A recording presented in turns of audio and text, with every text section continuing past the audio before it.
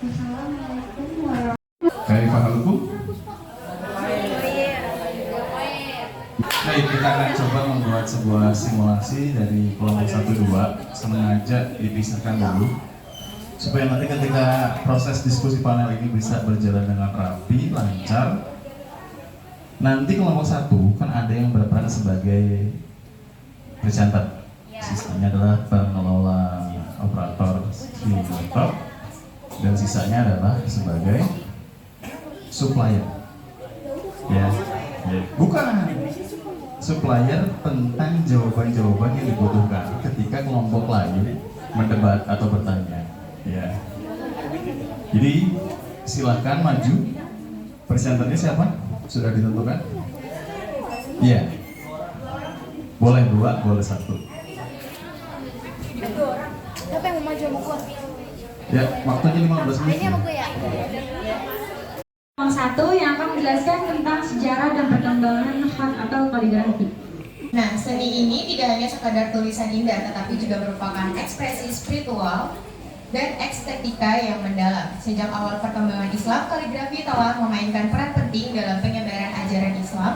Asal-usul khat atau kaligrafi. Istilah kaligrafi sendiri berasal dari bahasa Latin yakni halas atau indah dan graf adalah tulisan. Banyak pendapat yang berbeda-beda tentang asal-usul tulisan Arab. Namun, perlu diketahui bahwa setiap jenis tulisan pasti berproses melalui percobaan dan peningkatan selama bertahun-tahun. Nah, sebagian ahli berpendapat bahwa tulisan Arab merupakan pecahan dari tulisan Suryani karena adanya kemiripan antara bentuk-bentuk huruf Arab dan huruf-huruf Suryani. Menggunakan nama tempat tulisan seperti Makki atau Mekah, Madani atau Madaniyah, Madinah, Hijazi atau Hijaz, dan lain-lain. Pada abad ke-7 Masehi, seni kaligrafi mulai berkembang dengan adanya Al-Quran, sehingga umat Islam semakin terdorong untuk menciptakan seni tulisan berbagai media seperti batu, prasasti, dan bangunan. Yaqul al-Mustaqsimi yang menciptakan bentuk khat baru yang lebih lembut dan halus. Sekian dari kami. Sebelum kami tutup, ada beberapa kata-kata yang ingin kami sampaikan. Barang siapa menempuh jalan untuk mencari ilmu, maka Allah akan memudahkan baginya jalan menuju surga. Hadis riwayat Muslim. Syukran. Wassalamualaikum warahmatullahi wabarakatuh. Antara kemiripan antara bentuk huruf-huruf Arab dan huruf-huruf Suryani. Bisa gak sih kasih contoh huruf-hurufnya gitu kayak gimana? Kalau huruf Arab kalian pasti udah pada familiar kan sama bentuknya. Nah, tadi karena ada pertanyaan mengenai contoh-contoh dari huruf Suryani, ini ada contoh-contoh bentuknya. Mungkin bisa kita lihat tuh ini kayak mirip-mirip sama garis-garis atau apa sih yang waktu itu tulisan Steno. Iya, kayak steno. Nah, ini mungkin persamaannya dengan huruf Arab tuh mungkin ini agak diperjelas lagi tulisannya atau bentuk-bentuknya sehingga menjadi huruf Arab. Makanya ada kesamaan. Ini kan kayak wow. Ini cara bacanya hampir mirip kayak wow. Terus juga ada zama atau la. Jadi tuh di sini bentuk-bentuknya tuh banyak. Di sini kami dari kelompok 2 ingin mempresentasikan materi bahasa Arab kita yang berjudul belum Pak? Yaitu ada Salsa Nabila, Laura Angelita Simanjuntak, ada juga Weni Febriani, Vina Marasyada, Khalisa Hasna, Mutia Iswi, dan Syarif Hidayatullah. Di sini ada pengertian khat. Khat adalah seni menulis indah dalam kaligrafi Arab. Memiliki banyak variasi bentuk yang berkembang dari zaman ke zaman, dan banyak tokoh yang berpengaruh dalam. asal-usul khat berasal dari Afrika Timur dan Tenggara. Budidaya khat dimulai dari Harar, Ethiopia, dan kemudian menyebar ke negara-negara di Afrika Timur dan Arab Selatan. Next. Kaligrafi di Masjid Sultan Ahmed Turki. Yang kedua, ada khat naskhi. Cirinya mudah dibaca dan digunakan dalam Al-Quran. Yang tokohnya khat. Assalamualaikum warahmatullahi Perkenalkan, nama saya Gilang Amirullah. Di sini saya mau nanya nih tentang kenapa sih disebut dengan khat naskhi gitu. Naksi ya, naksi. Assalamualaikum warahmatullahi wabarakatuh. Waalaikumsalam.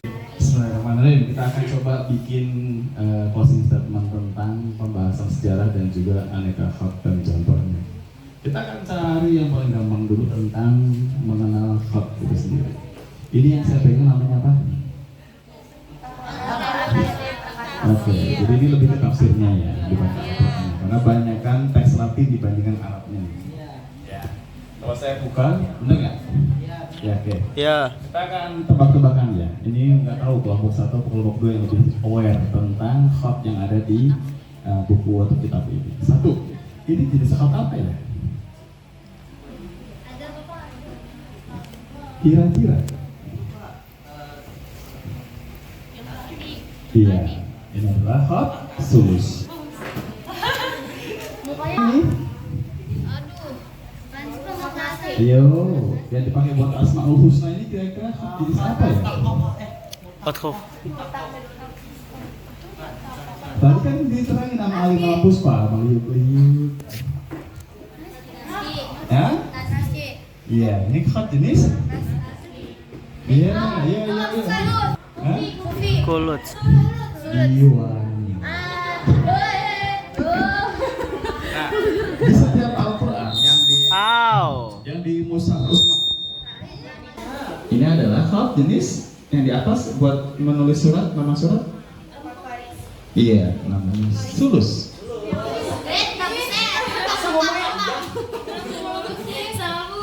Nih, yang tulisannya gede. Kira-kira jenis hak jenis apa ini? Ini di kita Al-Ihsan. Iya, ini juga namanya hak sulus.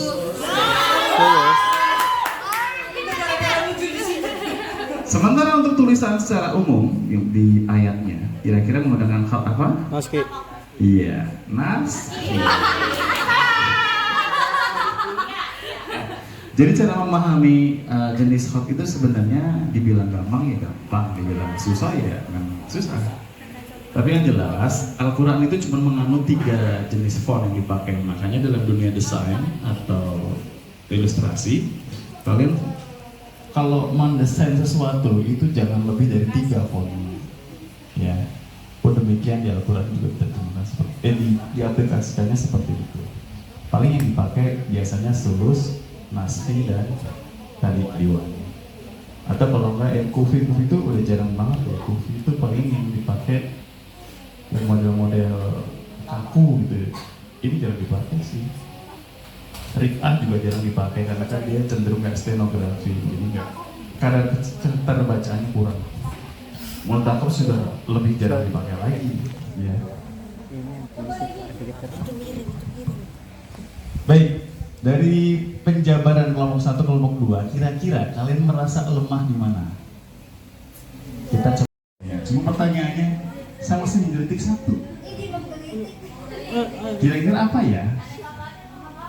Ada yang tahu nggak kelemahan kelompok 1 kelompok 2 yang dalam presenternya udah oke dua-duanya, visualnya oke, cuman ada yang menggelitik 1 kurang. Sering baca. Enggak. Iya, contohnya ini harusnya ada ya. Kelompok 2. Kira-kira apa lagi yang lebih ini tahu? Iya, kalian lebih banyak menggunakan teks dibandingkan visual. Ya. Padahal sudah diberi contoh, ini ada grup lain di kelas lain. Ini harusnya menjadi visual yang lebih menarik lagi.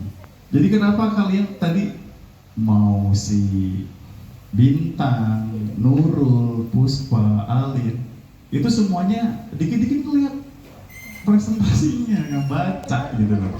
Padahal syarat dari presentasi adalah how to present, bagaimana kalian mempersembahkan atau menyajikan.